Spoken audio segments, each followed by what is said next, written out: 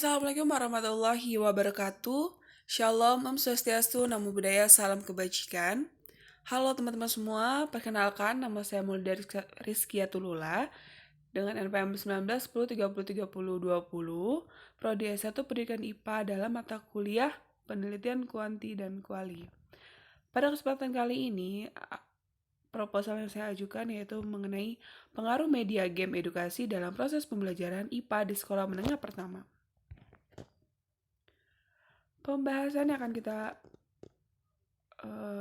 kita bahas yang pertama yaitu bab 1 pendahuluan, bab 2 ada kajian pustaka, kerangka teoritis, kerangka berpikir dan hipotesis, dan yang ketiga yaitu ada metode penelitian. Bab 1 pendahuluan. Latar belakang. Pembelajaran IPA dalam jenjang sekolah menengah pertama merupakan pembelajaran yang masih dikategorikan sulit dalam pemahaman yang ditangkap oleh peserta didik. Media pembelajaran yang masih umum digunakan oleh pendidik biasanya berupa buku atau paling modern hanya sebatas PowerPoint saja. Padahal media pembelajaran sangat banyak sekali, tidak hanya sebatas buku maupun PowerPoint. Kita sebagai pendidik atau calon pendidik bisa menggunakan media seperti berbasis Android, berbasis video, pembelajaran, maupun berbasis game. Namun, pada penelitian kali ini saya mengambil judul yaitu Pengaruh Media Game dalam Proses Pembelajaran IPA SMP. Pembelajaran berbasis game edukasi sangat jarang sekali digunakan oleh guru-guru di sekolahan. Padahal, menurut beberapa peneliti media game sangat mempengaruhi motivasi belajar siswa yang dimana hal tersebut dapat meningkatkan hasil belajar dan pemahaman yang dimiliki oleh siswa. Tentunya pada game edukasi merupakan permainan yang telah dirancang khusus untuk mengajar siswa suatu pembelajaran tertentu, pengembangan konsep dan pemahaman dan membimbing mereka dalam melatih kemampuan mereka serta memotivasi mereka untuk memainkannya. Namun sayangnya masih banyak pendidik yang belum bisa membuat atau merancang media game edukasi atau sebatas tahu gitu loh dalam proses belajar mengajar yang seharusnya dapat mereka dapatkan ketika melakukan penelitian. Pada kesempatan ini saya melihat aspek dari peserta didik dalam proses belajar menggunakan media game dan kesiapan pendidik dalam menggunakan media game edukasi dalam proses belajar mengajar. Kemudian ada identifikasi masalah. Usia remaja di saat sekolah menengah pertama atau SMP memiliki tingkat emosional yang tidak stabil dan menggebu-gebu. Saat bertindak, media belajar yang diterapkan oleh sekolah biasanya hanya kemampuan kognitif saja, yang membuat pembelajaran menjadi bosan dan menurunnya motivasi belajar siswa. Kemampuan pendidik terkait iptek yang masih rendah membuat media pembelajaran hanya di lingkup itu saja. Cakupan masalah yang saya angkat dalam proposal ini yaitu dimulai dari persiapan tenaga pendidik terhadap iptek, kemudian metode pembelajaran menggunakan media yang diterapkan sebelumnya, kemudian melihat hasil kerja peserta didik, dilanjutkan dengan metode pembelajaran game, dan melihat hasil belajar dengan tes.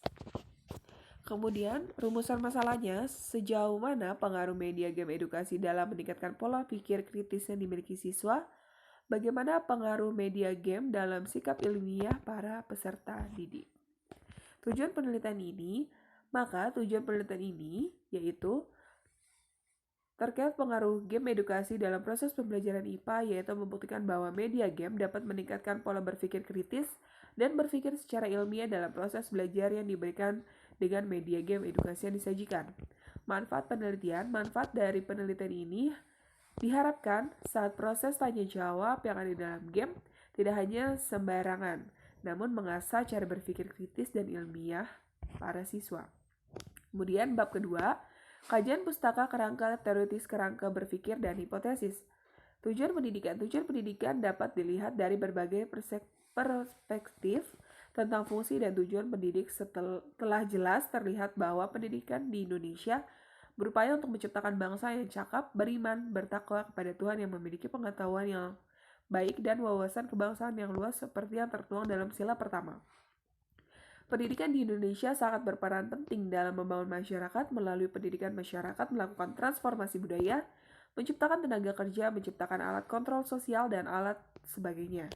Dengan demikian, pengembangan masyarakat dapat berjalan secara berkelanjutan berdasarkan kelima fungsi dan tujuan pendidikan bagi masyarakat. Tentunya masyarakat akan sangat diuntungkan dalam hal birokrasi, sosial, dan ketenaga kerjaan. Pembelajaran literasi sains. Dewasa ini, literasi sains digunakan sebagai tujuan dari kurikulum dan pengembangan IPA. Menurut tren dan isu kurikulum IPA, literasi sains muncul pada revolusi pertama dan berkembang pesat pada revolusi kedua yaitu tahun 1980 sampai sekarang.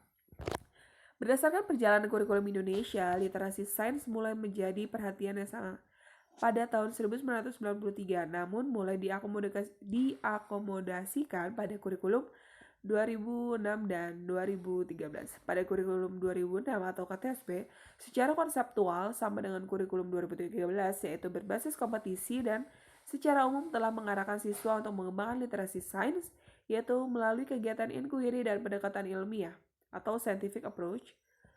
Kurikulum ini tidak berhasil tanpa ada pembelajaran. Kurikulum dan pembelajaran yang dapat mengembangkan literasi sains adalah kurikulum dan pembelajaran yang mengintegrasikan NOS dan inquiry ilmiah secara eksplisit.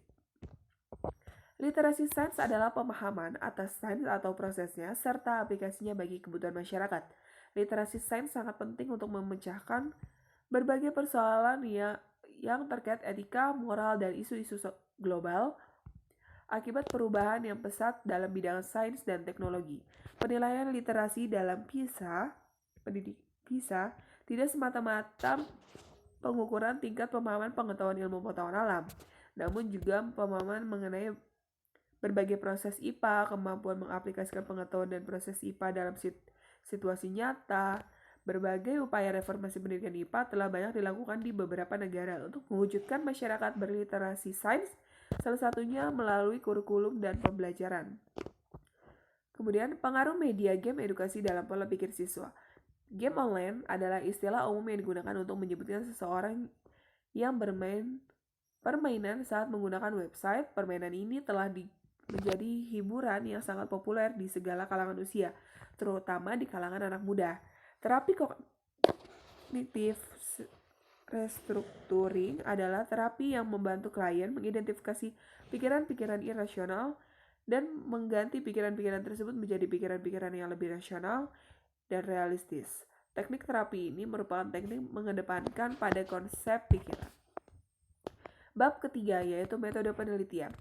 Desain penelitian atau jenis penelitian yang digunakan, penelitian adalah pre-eksperimen dengan menggunakan desain one group pre-post test design. Sampel dalam penelitian ini sebanyak 12 orang menggunakan teknik kuota sampling. Intervensi ini dilakukan dalam 5 sesi pertemuan selama 5 minggu dengan 1 kali pertemuan setiap minggunya. Dalam satu sesi memiliki durasi pertemuan selama 45 menit. Perilaku game online edition diobservasi sebelum dan sesudah intervensi. Data yang diperoleh dianalisis menggunakan uji Wilcoxon. Subjek penelitian. Dalam penelitian ini subjeknya adalah siswa SMP. Sampelnya itu 2-3 kelas atau setengah dari total jumlah kelas pada sekolah tersebut. Kemudian teknik pengumpulan datanya dapat dilakukan dengan beberapa cara, tetapi peneliti kali ini menggunakan teknik pengumpulan data untuk mendapat informasi sesuai dengan fakta, antara lain dengan wawancara dan observasi. Kemudian instrumen penelitian dan keabsahan data. Dalam penelitian ini saya menggunakan trigulasi sebagai pengukuran dalam penelitian berikut. Sebagai berikut, yaitu ada trigulasi sumber, yaitu diberikan oleh siswa, dan trigulasi teknik, yaitu membandingkan hasil data yang diperoleh dari teknik pengumpulan data sama atau berbeda. Kemudian trigulasi waktu digunakan untuk keserasian antara cara menguji serta mengecek data yang dilakukan untuk menggunakan waktu tertentu oleh wawancara, observasi, dan hasil belajar. Kemudian teknik analisis data. Teknik dalam penelitian ini menggunakan data kuantitatif, maka analisis data harus menunggu saat pengumpulan data selesai. Artinya, analisis data kuantitatif bersifat pasti dan sudah pasti tujuan dan sasaran dalam penelitian. Aktivitas yang dilakukan oleh analisis antara lain reduksi data, menyajikan data, dan melakukan kesimpulan. Mungkin itu aja yang bisa saya sampaikan. Kurang lebihnya mohon maaf. Wassalamualaikum warahmatullahi wabarakatuh. Shalom.